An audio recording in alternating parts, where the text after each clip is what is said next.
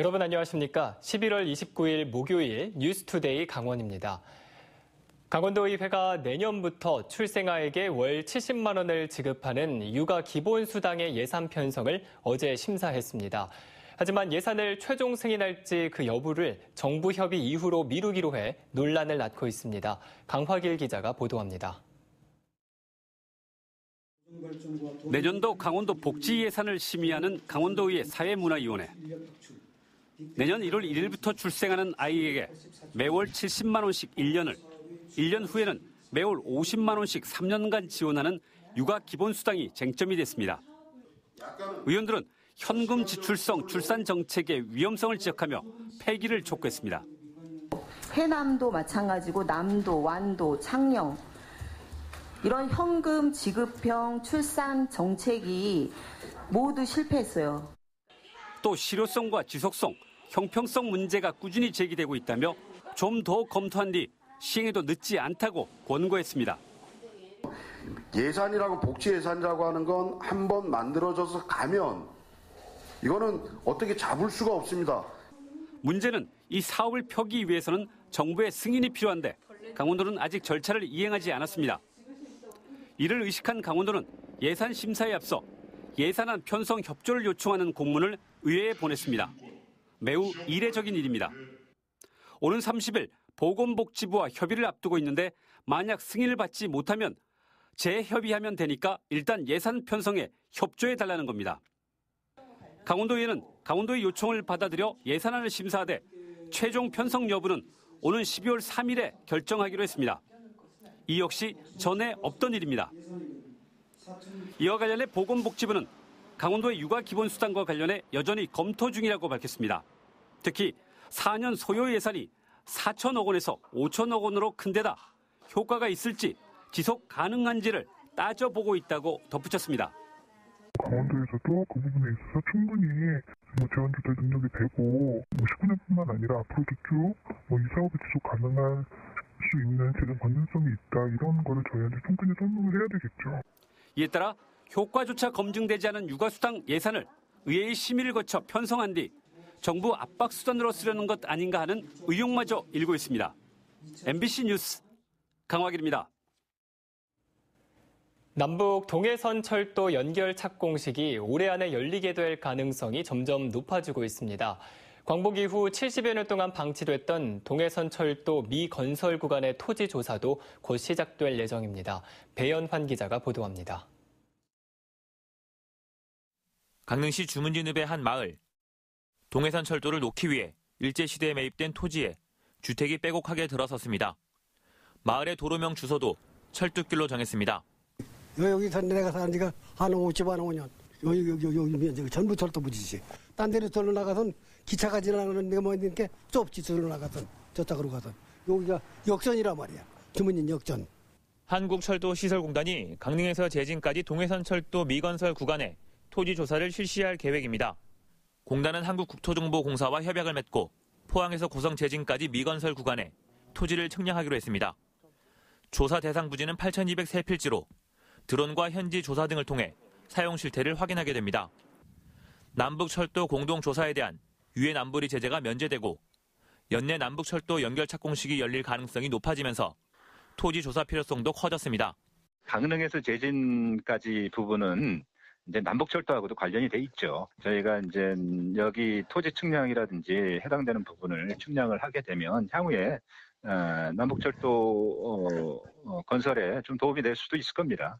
공단은 내년 상반기까지 토지 조사를 마친 뒤 무허가 건물과 불필요한 부지 처리 방법을 결정하고 앞으로 철도 건설에 필요한 부지 추가 매입도 검토하고 있습니다. MBC 뉴스 배연환입니다. 동계올림픽 1주년 기념식 개최 장소를 두고 강원도와 평창 주민들의 갈등이 증폭되고 있습니다. 결국은 따로따로가 될 공산이 커 보이는데요. 더 이상 평화와 화합의 올림픽이란 말을 붙이기도 어려운 지경에 이르고 있습니다. 보도에 조성식 기자입니다. 청와대 홈페이지 국민청원 게시판입니다. 대통령님 도와주세요라고 첫말을 꺼낸 청원이 올라왔습니다. 올림픽 이후 대부분의 시설이 철거되면서 평창은 또다시 아무도 찾아오지 않는 시골이 되고 있다며 지난 20년의 희생으로 만든 성공 올림픽인데 기념행사마저 빼앗아가면 아무것도 남는 것이 없다고 호소하는 내용입니다. 올림픽 1주년 기념식을 강릉에서 개최한다는 강원도의 결정에 대해 평창 주민들이 강하게 반발하고 있고 국민청원으로까지 이어진 것입니다. 20만 명의 동의를 구하기까지는 갈 길이 멀지만 주민들은 절실한 심정을 알리는 데 의미를 두고 있습니다. 상징과 유산이 다 산산조각 나고 우리 평창군은 남은 것이 아무것도 없습니다. 주년 행사를 꼭 이루기 위한 소망을 가지고 꼭 그렇게 될 것으로 생각하면서 올린 것입니다. 하지만 강원도는 장소 변경은 불가하다는 입장을 고수하고 있습니다. 대신 기념식을 축제 형식으로 바꾸고 대관령에서 평창 포럼과 음악제 등을 함께 추진한다는 계획입니다. 올림픽 기념대, 평창 포럼, 키스위크, 대관령 음악제, 기타 이제 문화 공연들 이런 부분들을 그 내용들 성격별로 이렇게 적절하게 이제 배치를 해서 이제 진행을 할 예정입니다. 상황이 이렇게 되자 평창 주민들은 따로 올림픽 기념식 준비에 돌입한 것으로 알려졌습니다. 전 세계의 평화와 화합의 상징으로 각인된 평창 동계올림픽. 하지만 올림픽 1주년 기념행사를 두고 갈등과 분열의 모습을 보이면서 평창 올림픽이 일궈낸 성과가 퇴색되지 않을까 하는 우려를 낳고 있습니다. MBC 뉴스 조성식입니다. 고성군 평화지역의 새로운 랜드마크가 될 통일 전망타워가 다음 달 준공됩니다. 통일 전망타워 신축을 계기로 고성군의 통일 관광특구 사업도 속도가 붙을 전망입니다. 김형호 기자가 보도합니다. 북녘 땅이 한눈에 보이는 곳에 우뚝 솟은 건물, 기존 통일전망대 옆에 새로 지은 높이 34m의 고성 통일전망타워입니다. 1, 2층에는 휴게 판매 시설과 안보 교육관이 들어서고 3층은 전망대로 사용됩니다. 새로 지어진 전망타워는 기존 전망대보다 20m가 더 높아 북한 땅을 더 넓게 조망할 수 있습니다. 전망타워가 개장하면 통일전망대 일원의 관광지 개발도 속도를 낼 전망입니다. 고성군은 전망대 일원 20만 제곱미터가량을 통일관광특구로 지정해 DMZ 생태관과 평화정원, 모노레일 등 관광시설을 확충할 계획입니다. 통일전망대를 중심으로 최전방에 있는 금강산 전망대를 케이블카로 연결하고 DMZ 박물관까지는 걸어서 갈 수 있는 스카이워크를 조성하는 방안도 추진 중입니다. 평화관광지가 지정이 돼서 체계적으로 개발이 된다 그러면 앞으로 원산과 강릉을 연계하는 동해 통일관광특구의 거점 지역으로 이렇게 거듭날 것으로 기대를 하고 있습니다. 통일전망타워 일원이 금강산 관광의 시발점이자 남북 분단에서 평화협력의 상징으로 거듭날 준비를 하고 있습니다. MBC 뉴스 김영호입니다. 협동조합의 춘천 시내버스 회사 인수가 본격화되고 있는 가운데 버스 완전 공영제가 새로운 화두가 되고 있습니다. 그런데 춘천시가 이 논의에 대해 토의조차 거부하고 있어 완전 공영제가 쉽지는 않을 전망입니다. 김상훈 기자가 보도합니다. 춘천시의 차고지 매입안 통과로 대동대안 운수를 인수하게 된 녹색시민협동조합. 협동조합 측은 절차와 제도가 정착돼 완전 공영제를 시행할 여건이 된다면 조건 없이 자신들의 권리를 넘기겠다고 밝혔습니다. 초창기 이재수 시장이 공약한 대로 단계적 완전 공영제의 가능성이 남은 겁니다. 버스 완전 공영제의 가능성을 모색하기 위해 춘천시 의원과 버스 노동자가 한자리에 모였습니다. 발제자는 춘천시가 그간 지원한 금액만 보면 준공영제와 다름없다며 춘천시가 협동조합을 넘어 공영제를 준비해야 한다고 주장합니다. 지금의 이런 형태는 대도시가 하고 있는 중공영제의 재정 지원 방식과 거의 유사한 거죠. 그래서 지금도 중공영제 행신 거예요. 더불어민주당 김은석 의원 역시 춘천시가 협동조합을 통제하면서 공영제를 시행할 수 있도록 로드맵을 마련해 가야 한다고 밝혔습니다. 그 시의 역할을 그동안 방임해왔던 역할을 좀 더 책임성을 강화하기 위한 조치로서 지금 말씀하신 그 시가 공단을 통한 주식 매입이 필요하고. 하지만 공영제 시행 주체인 춘천시는 아무도 참석하지 않아 토론은 반쪽에 그쳤습니다. 자유한국당 이상민 의원은 춘천시가 매번 공론화 과정을 피하며 무책임한 모습을 보여주고 있다고 비판했습니다. 무책임하다. 일단 어찌됐든지 간에 뭐 그런 거에 대해서 싫은 소리를 듣든 어떤 얘기가 듣든지 간에 담당 주무부서에서는 누군가는 나왔었어야 된다는 생각이 들고요.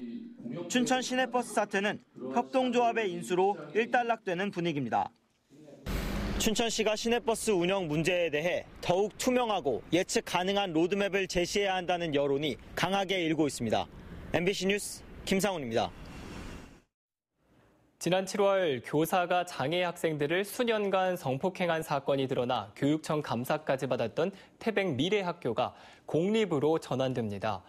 강원도교육청은 태백 미래학교 법인 이사회가 최근 이사회를 열고 학교 폐교를 위해 정관 개정안과 법인 해산, 재산 기부 체납 등을 의결하고 관련 서류를 제출해 교육감이 결재했다고 밝혔습니다. 이에 따라 내년 1월 추경에 학교 시설 개선 예산을 편성하고 심의 과정을 거쳐 교직원을 임용하고 조례가 통과되면 내년 3월 공립으로 개교할 예정입니다. 기후변화로 인해 여름철에 발생하는 산불이 크게 늘어난 것으로 나타났습니다. 산림청에 따르면 올여름 7월과 8월에 발생한 산불은 모두 61건으로 예년에 10배 이상 증가해 기후변화가 산불 발생 양상과 규모에도 영향을 미치고 있는 것으로 분석됐습니다. 산림청은 우리나라도 기후변화로 인해 미국과 유럽처럼 산불이 점차 연중화되고 대형화하는 추세라고 밝혔습니다. 최근 한일 관계가 악화되고 있는 가운데 강릉시와 자매도시인 일본 사이타마현 지치부시가 공무원 상호 파견 근무를 잠정 중단하겠다고 통보했습니다. 강릉시는 지난 6월 교류 35주년을 맞아 일본 지치부시를 방문한 자리에서 공무원을 상호 파견하기로 했지만 지치부시가 소녀상 문제 등 여론 악화와 국제정세 불안정 등을 이유로 지난 26일 잠정 중단하자는 공문을 보내왔다고 밝혔습니다. 지치부시는 다음 달부터 강릉시는 내년 1월부터 공무원을 1명씩 파견할 계획이었습니다. 오늘 강원도 지역은 대체로 맑은 뒤 오후부터는 가끔 구름 많겠습니다. 오늘 낮 최고 기온은 영동 지역이 10도에서 11도, 영서 지역은 5도에서 8도, 강원 산지는 3도에서 6도 분포로 일교차가 10도 내외로 크겠습니다. 한편 영동 지역과 강원 산지는 건조주의보가 계속해서 발효 중이기 때문에 화재 예방에 각별한 주의가 필요합니다. 그럼 자세한 오늘의 날씨와 행사를 안내해드립니다.